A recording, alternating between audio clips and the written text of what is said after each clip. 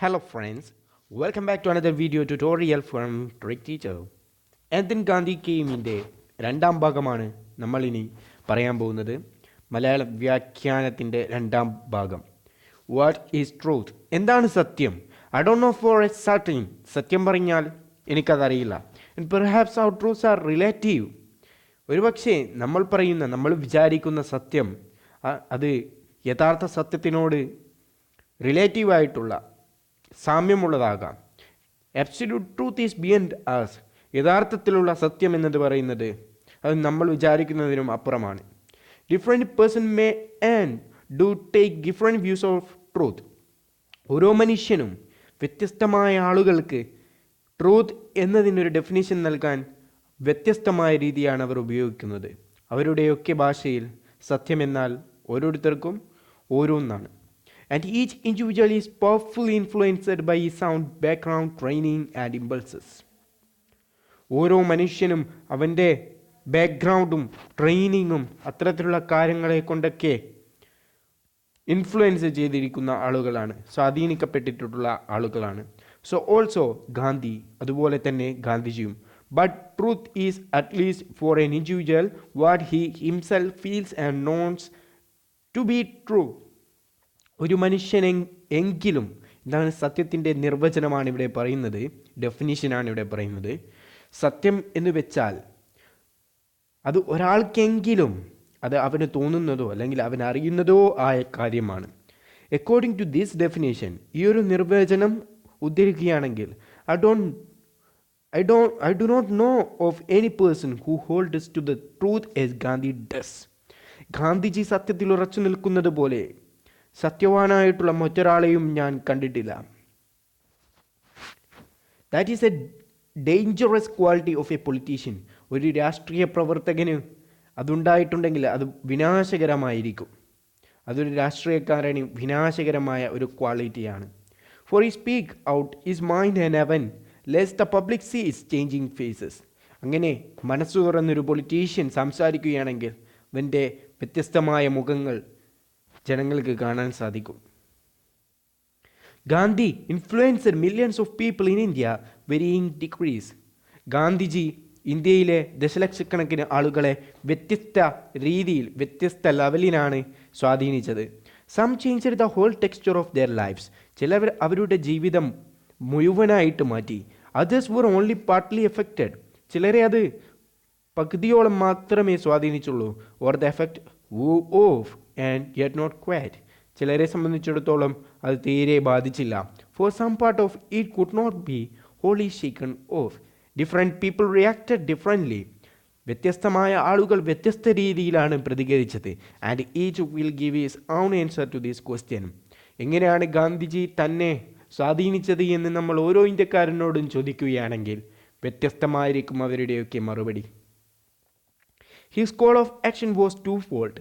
അദ്ദേഹത്തിൻ്റെ ഈ ഒരു പ്രവർത്തന രീതി രണ്ട് ഘട്ടങ്ങളിലായിരുന്നു, രണ്ട് കാര്യങ്ങളിലായിരുന്നു അദ്ദേഹം പ്രവർത്തിച്ചത്. The was of course the action involved in challenging and resisting the foreign rule.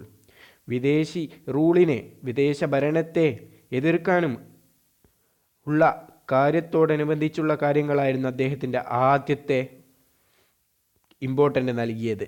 There was also the action which led us to fight against our own social events. നമ്മുടെ രാജ്യത്ത് വിദേശ ഭരണത്തിന് മുമ്പേ തുടർന്നുകൊണ്ടിരിക്കുന്ന അല്ലെങ്കിൽ അതിനുശേഷവും തുടർന്നുകൊണ്ടിരിക്കുന്ന സാമൂഹികപരമായിട്ടുള്ള ഒരുപാട് തിന്മകൾക്കെതിരെയാണ് ഗാന്ധിജിയുടെ രണ്ടാമത്തെ ഇറക്കം, രണ്ടാമത്തെ action. Apart from the fundamental objective of the Congress, the freedom of India, നമ്മുടെ കോൺഗ്രസിൻ്റെ ഏറ്റവും ഉന്നതമായിട്ടുള്ള ആശയം അല്ലെങ്കിൽ ലക്ഷ്യം അത് നമ്മുടെ രാജ്യത്തിൻ്റെ സ്വാതന്ത്ര്യമാണ്. അതിനപ്പുറത്ത് the method of peaceful action, the principal plans of the Congress were national unity. അതിനുമപ്പുറം നമ്മുടെ രാജ്യത്തിൻ്റെ ഒത്തൊരുമയാണ് കോൺഗ്രസിൻ്റെ ലക്ഷ്യം. Which involved the solution of the minority problems. ഇവിടെയുള്ള ന്യൂനപക്ഷങ്ങൾ അനുഭവിക്കുന്ന പ്രയാസങ്ങൾ പരിഹരിക്കുക. And raising of the depressed class. അടിച്ചമർത്തുന്ന ജനതയെ ഉയർത്തിയെഴുന്നേൽപ്പിക്കുക. And the ending of the curse of the untouchability. അയിത്തം തൊട്ടുകൂടായ്മയെ ഇല്ലാതാക്കുക. ഇതൊക്കെയായിരുന്നു അദ്ദേഹത്തിൻ്റെ ലക്ഷ്യങ്ങൾ. Realising that the main props of British rule were fear, prestige, the cooperation of the people and certain classes whose vested interests were centered in British rule, Gandhiji attacked these foundations. ബ്രിട്ടീഷുകാർ നമ്മെ കീഴ്പ്പെടുത്തിയത് ഭയപ്പെടുത്തിയിട്ടാണ് എന്ന് മനസ്സിലാക്കിക്കൊണ്ട് അന്തസ്സും അവരുടെ ജനങ്ങൾ അവരെ അംഗീകരിക്കുകയും അവർ പറയുന്ന നിർദ്ദേശങ്ങൾ കേൾക്കുകയും ചെയ്യുന്നു. ചില ആളുകളെ അവർ ബഹുമതി നൽകി വലിയ ഉദ്യോഗസ്ഥരാക്കിയിട്ടും വെച്ചിരുന്നു. ഇവയൊക്കെയാണ്, ഈ ഒരു അടിത്തറകളെയൊക്കെയാണ് ഗാന്ധിജി അറ്റാക്ക് ചെയ്തത്, തകർത്തത്.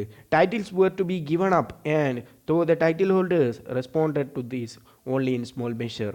അവർ നൽകിയിരുന്ന ബഹുമതികൾ നൽകിയിരുന്ന ഇന്ത്യക്കാരോട് അവയൊക്കെ ഉപേക്ഷിക്കാൻ ഗാന്ധിജി ആഹ്വാനം ചെയ്തു. അവരിൽ ചിലർ മാത്രമേ അദ്ദേഹത്തെ വകകൊണ്ടുള്ളൂ. അവരൊന്നും അവരുടെ ആ ഒരു ബഹുമതികളൊന്നും ഉപേക്ഷിക്കാൻ തയ്യാറായിരുന്നില്ല. New standards and values were set up and pomp and splendor of the viceregal court and the princes suddenly appeared supremely ridiculous. പുതിയ മാനദണ്ഡങ്ങളും വിലകളും കൽപ്പിക്കപ്പെടുകയും വൈസ്രൽ കോർട്ടിൻ്റെയും അവിടുത്തെ രാജകുമാരന്മാരുടെയും ധൂർത്തിനെയും പരസ്യമായി ജനങ്ങൾ അവഹേളിക്കുകയും ചെയ്തു. Rich were not so anxious to flaunt their riches. ധനികർ അവരുടെ സമ്പത്തിനെ ഉപേക്ഷിക്കാനോ അല്ലെങ്കിൽ അതിൽ നിന്നും വിട്ടുനിൽക്കാനോ തുനിഞ്ഞില്ല. Outwardly, at least, many of them adopted simpler ways. പക്ഷേ അവരിൽ പലരും സിംപ്ലിസിറ്റിയിലേക്ക് വന്നു. അഥവാ സാധാരണ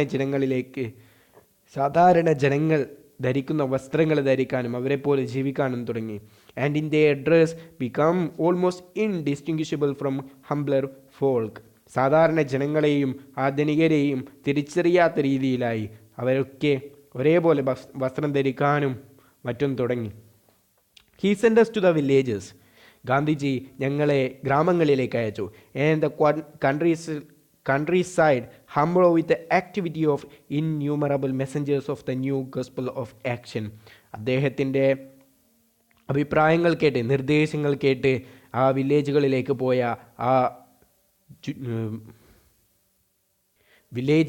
പോയ അനുയായികൾ അല്ലെങ്കിൽ ദൂതന്മാർ അവിടെ പ്രകമ്പനം കൊള്ളിച്ചു. The peasant was shaken up and began to emerge from his cell.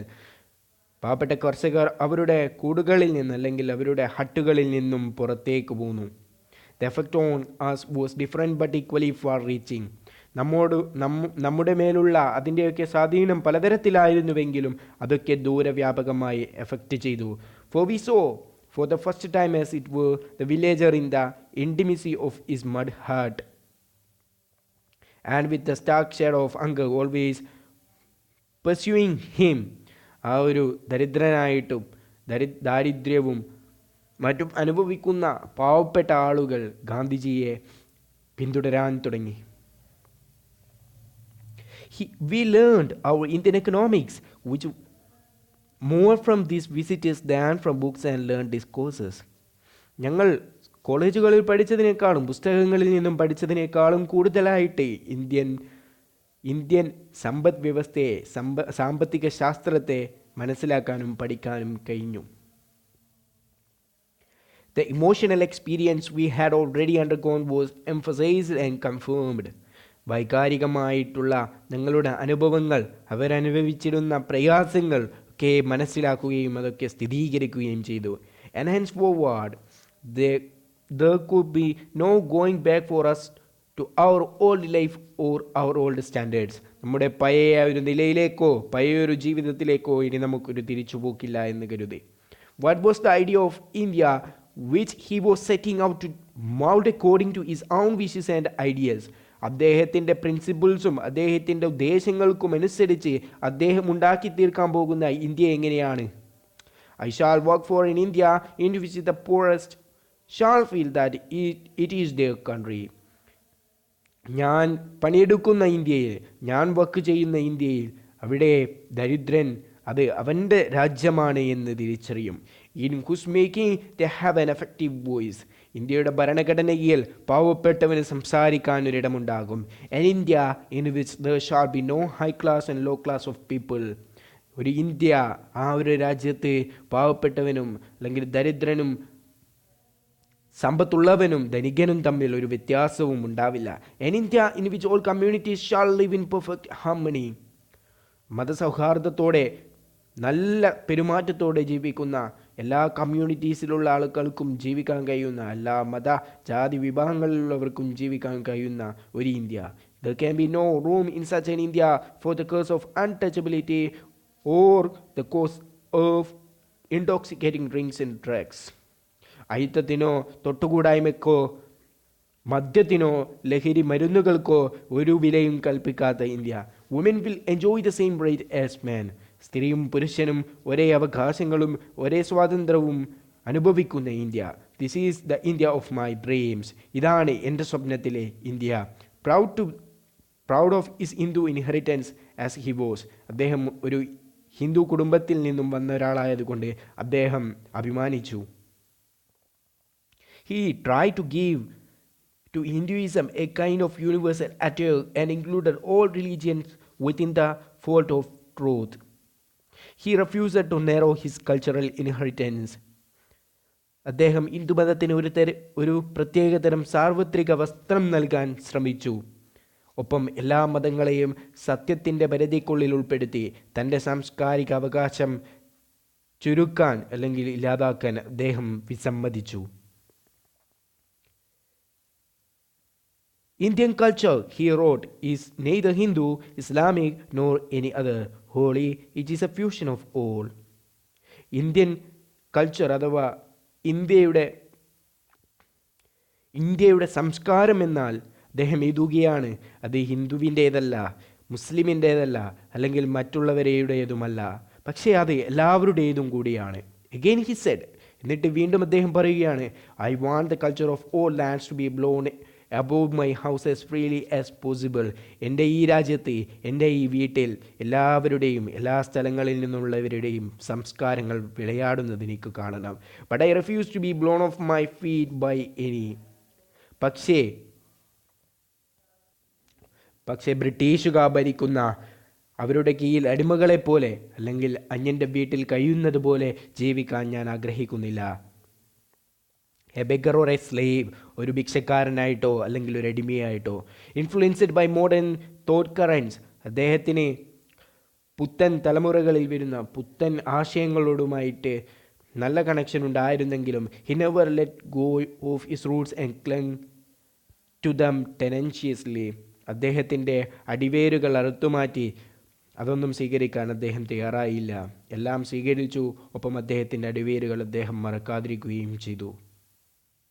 It is not surprising that this astonishingly vital man, full of self-confidence and an unusual kind of power, standing for equality and freedom for each individual, fascinated the mass of India and attracted them like a magnet. ഭൂതകാലത്തെ ഭാവിയുമായി ബന്ധിപ്പിക്കുന്നതിനും മോശമായ വർത്തമാനകാലം ആ ജീവിതത്തിൻ്റെയും പ്രത്യാശയുടെയും ഭാവിയിലേക്കുള്ള ഒരു ചുവടുവയ്പായി പ്രത്യക്ഷപ്പെടാൻ അവർ അഥവാ ഗാന്ധിജി ജനങ്ങൾക്ക് തോന്നിപ്പിച്ചു. അദ്ദേഹം million കണക്കിന് ഇന്ത്യക്കാരെ ഒരു കാന്തം പോലെ അട്രാക്റ്റ് ചെയ്യുകയും അത്ഭുതപ്പെടുത്തുകയും സ്വാധീനിക്കുകയും ചെയ്തു. He seemed to them to link up the past with the future and to make the dismal present appear just as a stepping stone to that future of life and hope. Thus, he effected a vast physiological revolution not only among those who followed his lead, but also among his opponents and those many neutrals who could not make up their minds what to think and what to do.